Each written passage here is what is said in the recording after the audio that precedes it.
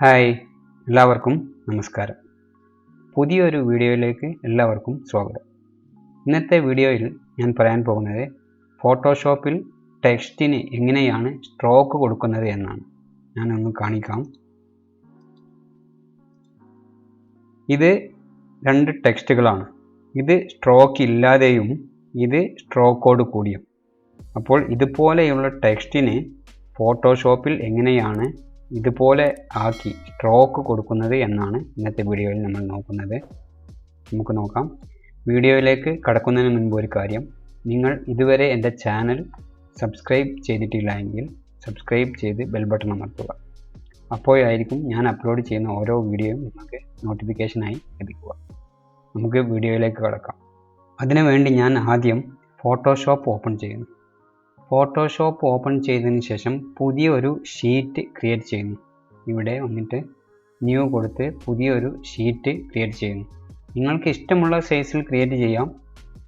International paper, photo, നിങ്ങൾക്ക് ഏതാണോ ആവശ്യം, അല്ലെങ്കിൽ കസ്റ്റം കൊടുത്ത് നിങ്ങൾക്ക് എങ്ങനെയാണോ ആവശ്യം അതുപോലെ ക്രിയേറ്റ് ചെയ്യാം. ഞാനിവിടെ 1920 × 1080 പിക്സലിൽ ഒരു ഷീറ്റ് ക്രിയേറ്റ് ചെയ്യുന്നു.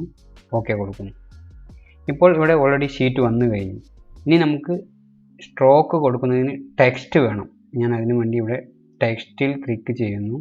അതിനുശേഷം ഇവിടെ ക്ലിക്ക് ചെയ്ത് ടെക്സ്റ്റ് കൊടുക്കുന്നു. അതിനുശേഷം നമുക്ക് എന്താണോ ടെക്സ്റ്റ് വേണ്ടത് അതിവിടെ ടൈപ്പ് ചെയ്യുന്നു. ഞാൻ വെറുതെ ഇവിടെ സ്ട്രോക്ക് ടെക്സ്റ്റ് എന്ന് ടൈപ്പ് ചെയ്യുന്നു. ഇവിടെ ഈ ഷീറ്റിൻ്റെ ഇങ്ങോട്ട് നീക്കി വെക്കുന്നു. ഇനി ഇതിൻ്റെ ഒരു കോപ്പി കൂടെ എടുക്കുന്നു. നമുക്കത് രണ്ടും തമ്മിലുള്ള മാറ്റം മനസ്സിലാവുന്നതിന് വേണ്ടിയാണ് ഞാൻ ഇതിൻ്റെ ഒരു കോപ്പി എടുത്ത് ഇവിടെ താഴെ വെക്കുന്നു. ഇനി നമുക്ക് ഈ ടെക്സ്റ്റാണ് ഇത് ഇതും ഓക്കെ. നമുക്ക് ഇതിനാണ് ഇത് കൊടുക്കേണ്ടത്. ഞാൻ ഈ ടെക്സ്റ്റ് സെലക്ട് ചെയ്തതിന് ശേഷം ഏത് ടെക്സ്റ്റിനാണോ സ്ട്രോക്ക് കൊടുക്കേണ്ടത് അത് സെലക്ട് ചെയ്തതിന് ശേഷം ഇവിടെ വന്നിട്ട് റൈറ്റ് ബട്ടൺ അടിച്ച് സ്ട്രോക്ക് എന്ന് ക്ലിക്ക് ചെയ്യുക. അപ്പോൾ ഇതുപോലെ ഒരു വിൻഡോ ഓപ്പണായി വരും. ലെയർ സ്റ്റൈൽ എന്നൊരു വിൻഡോ ഓപ്പണായി വരും. ഈ കാണുന്ന കളറാണ് നമ്മുടെ സ്ട്രോക്ക് കളർ. ഇത് ഇവിടെ ബ്ലാക്ക് ആയതുകൊണ്ടാണ് ഇങ്ങനെ കാണിക്കുന്നത്. നമുക്ക് ഇവിടെ കളർ മാറ്റി കൊടുത്ത് നോക്കാം. ഞാൻ ഇവിടെ ഇത് റെഡ് ആക്കി കൊടുക്കുന്നു. ഇപ്പോൾ നിങ്ങൾക്ക് കാണാൻ പറ്റും ചെറിയ അളവിൽ ഇവിടെ ഓൾറെഡി സ്ട്രോക്ക് വന്നു കഴിഞ്ഞു. ഇത് കറക്റ്റായിട്ട് ഇങ്ങോട്ട് മൂവ് ചെയ്ത് വെച്ചതിന് ശേഷം ഞാൻ ഓക്കെ കൊടുക്കുന്നു. ഇനി നമുക്ക് സ്ട്രോക്കിൻ്റെ സൈസ് കൂട്ടി കൊടുത്ത് നോക്കാം. ഇതാ ഇതിനനുസരിച്ച് നിങ്ങൾക്ക് കാണാൻ പറ്റും അവിടെയും കൂടുന്നുണ്ട് സ്ട്രോക്ക്. ഒരുപാട് കൂട്ടിയാൽ ഇതുപോലെ വരും.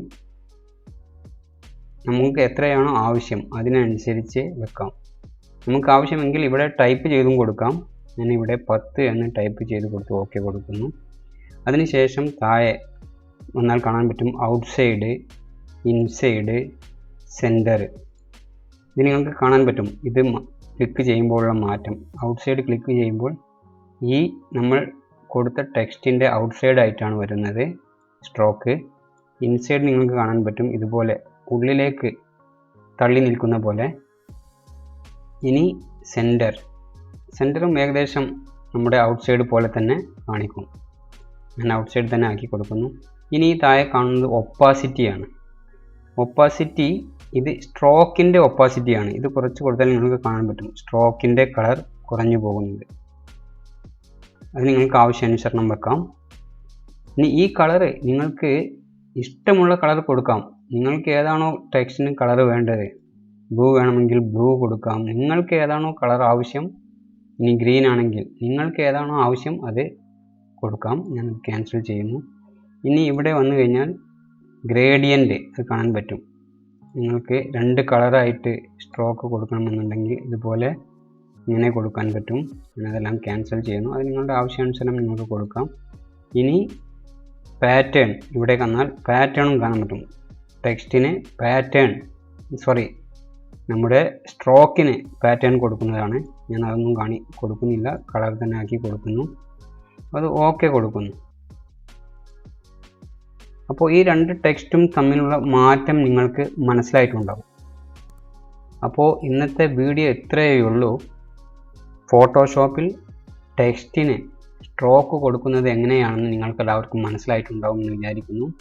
വീഡിയോ ഇഷ്ടപ്പെട്ടുവെങ്കിൽ ലൈക്ക് ചെയ്യുക, ഷെയർ ചെയ്യുക, നിങ്ങളുടെ അഭിപ്രായം കമൻസിൽ രേഖപ്പെടുത്തുക. എല്ലാവർക്കും നന്ദി.